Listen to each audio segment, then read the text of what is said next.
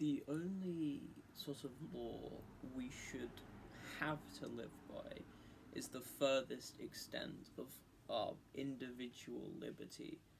And it's not, by definition, a law because one, it can't be violated, two, there's no sort of fixed definition of it, and three, again, it's not a law, it's a limitation. That sort of concept is the grounding of a lot of anarchist philosophy. You take what the most freedom a person can have, and that should be what they have. There should be no limitations. You think we settle with sort of a benevolent government would be what we would want. You know, we move our government towards better forms and towards better ways, but even the most benevolent government is still a dominance government. They are still exerting some form of control, some form of power, some form of limitation on other people. An external limitation, not the limitation of our personal liberty. Something, you know, that puts a brick wall in front of the person itself. Maybe this is idealistic, but it's honest, you know. We shouldn't be expected to live at any lower level than our full capacity when the only thing stopping us is systems in place that we vote for and we let be, you know. It's very far from what we have now, but that doesn't negate it to impossible.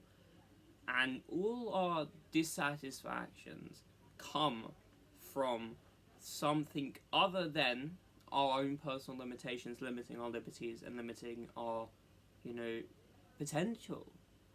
We see sort of chains in place, and we see degradations of self and degradations of others for the interest of someone else. You know, you yourself are not of direct benefit of 99% of what governments vote on.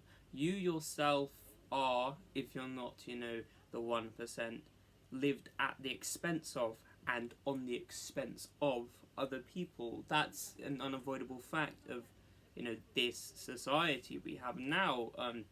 We are, you know, no matter how we look at it, we are tiered, we are in a class system, we are, you know, hierarchical, even if it's so much more embedded and it's so much, like, not as full frontal as it used to be.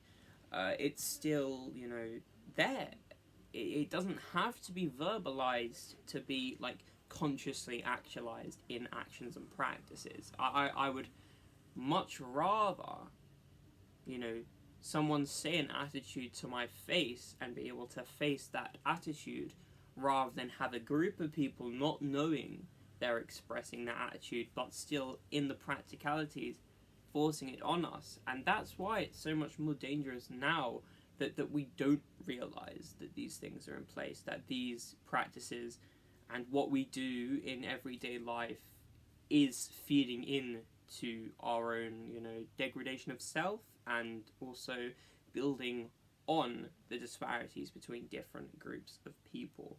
There always has to be, within a person in our society, someone above them and someone below them. And because when someone is looked down upon for whatever reason, take the core problem I see, take class. If someone is looked down upon for their class, they need someone for them to look down upon. And that's where I find we have the patriarchal system.